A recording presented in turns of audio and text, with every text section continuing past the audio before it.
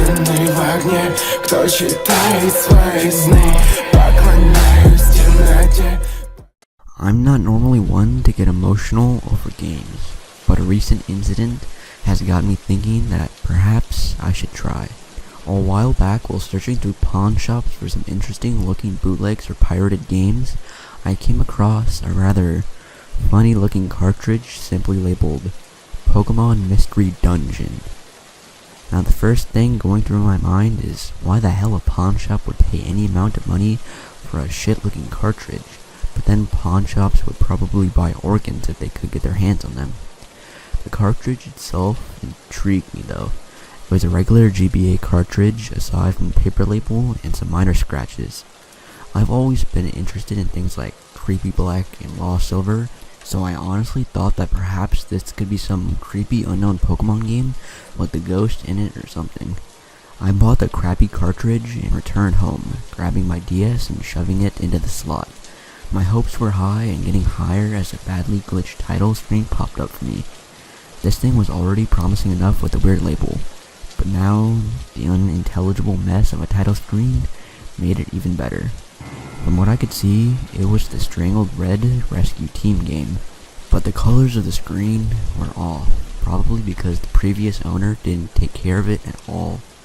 All the colors were a dull gray, and any colors that weren't gray were badly washed out and bland. I chose a new game and started with the quiz. The text in the quiz section was badly glitched. Letters were replaced with different characters and numbers. Even the answers looked like they were written in some poor man's wheat speak.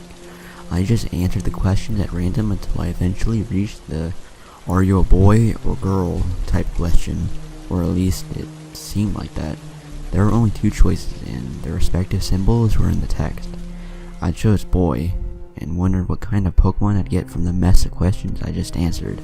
A selfish person like you is a Cubone, the broken text managed to announce. Normally I'd try to be a Trico or something, but Cubone was alright considering I couldn't understand the questions in the first place. From here, things started going downhill. The game skipped past the choosing of my partner and apparently the entire intro altogether, and threw me into a dungeon. And this was weird, to say the least. The game didn't even let me name myself.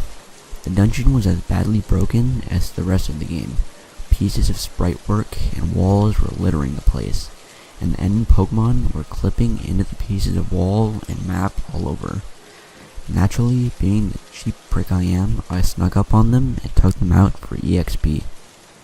The walls holding them in place while I pretty much mutilated them. I should mention something else. Combat in this game was considerably easier than in the original Red Rescue Team. Enemies were constantly getting stuck in the walls and didn't react when I attacked them at all, only making disordered cries when defeated. My Cubone was a bit odd too. When it leveled up, instead of the usual happy things like, "I feel braver now," or "I feel more confident," he would say, "Mommy," and his stats would barely increase. I decided to nickname the Cubone Crybaby because of this, and I quickly realized that no matter how many floors I was going down, Crybaby never seemed to reach the bottom. All the way down, I encountered trap Pokemon who I farmed for more EXP. The dungeon itself was getting more and more glitched as I continued to, meaning more Pokemon became ensnared in glitchy tiles and made helpless to Crybaby's assault.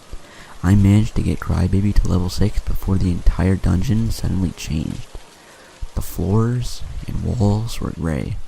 Even the nasty washed out colors of the dungeon were replaced by the same shade of gray. I was still encountering weak Pokemon trapped in glitches, but now when defeated their bodies glitched out as well instead of fading away. At one point I managed to defeat a Rattata who wanted to join my party. Upon saying no, and in-game I got this message, quotations, and sign, left parentheses, star, money sign, and sign, money sign, hashtag, left parentheses, hashtag, 4 exclamation marks, quotations. Something about this particular line of horribly broken text kinda gave me a chill. The Rattata in the glitched wall didn't fade out or glitch out like Crybaby's other targets. He just kinda stood in the glitch and stopped moving altogether. Attempting to talk to him, got the same line of text, but with the nice ellipses replacing the exclamation marks. His icon was that of a sad or depressed character in Game 2. After the Rotata incident, I decided to name him Scrodgener, because God knows whether his body would go away like the others or not. Something finally hit me. I'd gone up 6 levels, gone down about 20 or so floors, if not more, and Crybaby hadn't complained about one of the more annoying aspects of the regular game. He wasn't hungry. Normally, long explorations into dungeons leaves Pokemon hungry, which can be relieved with apples. If he was hungry, and thanks to the unreadable eldritch text of the game, I wouldn't even know if he was. He would have fainted by now. It was at this moment that I checked my items. Since I'd played the normal game enough, I was able to go through the ungodly broken menu to see what I had. I had a good number of something called Formula. First off, I was blown away by readable text in all caps of all things. Second, Formula, like baby formula? Curious, I decided to use Formula on Crybaby. Mommy? Whatever this item was, it instantly leveled up Crybaby and gave his stats the boost that the regular level ups weren't even trying to give him. I found that I could only use Formula every 3 floors, because Crybaby was full or something after each use, and by the time I was done, he'd gone up from level 6 to level 16. This meant that I'd gone 30 floors and still hadn't reached the end of this glitchy mess of a game. As if reading my mind, the endless dungeon fun finally changed again. Gray walls with red splotches. Classy. As I wandered this new area, thoughts started popping into my head. I wonder if Schrodinger is dead yet. Where's the boss? Where's the bottom of this freaking place? Wait, 3rd floor? Did I use Formula yet? Mommy? Okay, that last one was Crybaby, but at that rate, enemy difficulty were suddenly increasing, and by difficulty, I mean how long it took to kill their trap bodies. I was pretty much crying for my mom as well as for something else to happen. Then, with the mix of Formula and senseless killing, Crybaby reached level 28 and evolved into a Marowak. I lost count of how many floors I'd gone. I lost count of how many Pokemon were slaughtered, but at least... Wait, how did Crybaby evolve? One of the big things about Mystery Dungeon was that the Pokemon couldn't evolve, so how in the hell did Crybaby manage to do it? With his evolution came a new level up phrase. Daddy. I was creeped out, to say the least. I decided to shake it off as the bad programming of a badly broken game. At least, I should have shaken it off. Everything about Crybaby was becoming more and more disturbing the more I thought about him. He was a Marowak, one of the most depressing Pokemon ever. He was thrown into a deep pit as a Cubone, and was living out his life killing trapped Pokemon and drinking baby formula. The one Pokemon he spared, Schrodinger, had more than likely starved to death, meaning the one friend he could have had was now dead. Why was I thinking about this so deeply? It was a broken copy of Red Rescue Team. It was a broken game. These weren't real people or real situations, but still, with the amount of time I was spending on Crybaby's seemingly hopeless adventure into what was probably the depths of Pokemon hell, I was getting really attached to the little sociopath. This made the end of the dungeon even more heart-wrenching. Crybaby entered a large empty room. He was completely out of formula now, and was ridiculously overleveled. The room had absolutely nothing in it. No stairs, no Pokemon, no wonder tiles. Nothing. And then Crybaby got stuck. Walking up to the end of the room got the Marowak stuck in the same glitchy walls that once held his victims. No matter what I did, I couldn't get Crybaby to move out of the spot. All he could do was twitch and spin in place.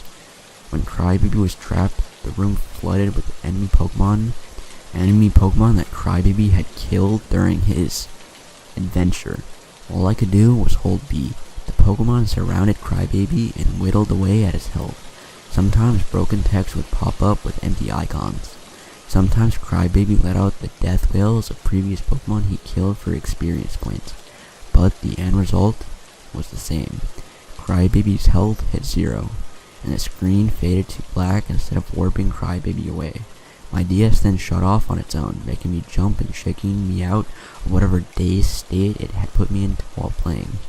After checking my pants, I turned my DS back on and immediately tried to play again.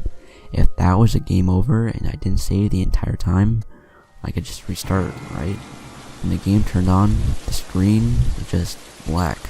The only option was a broken continue. Obviously I chose it. I had to make sure Crybaby was okay. Like hell he was.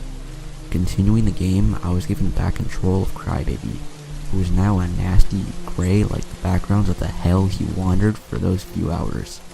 He was stuck in the room where he died, with the stuck Pokemon respawning over and over for him to slaughter. His old level up line of Daddy was replaced with Daddy help me. By now I was tearing up and freaking the fuck out. The Pokemon I had raised in that endless hellhole was trapped in some sick room where he would never escape, and he was still hoping I'd help him. The broken text of the menu was replaced with Daddy kill me, and selecting that just made the DS shut off. Any attempts to replay the game always sent me to the trapped room where Crybaby was forced to re-kill his victims and beg me for death. To this day, I've kept the broken cartridge with me, locked away where no one will take it. I already lost Crybaby once. I refuse to let it happen again. I understand why the cartridge said I was selfish now too, why it baited me into leading Crybaby to his own hell, even though it was just the result of some sick programming or a bug. The adventure of Crybaby made me look at myself and see that even humans are capable of becoming horrible monsters.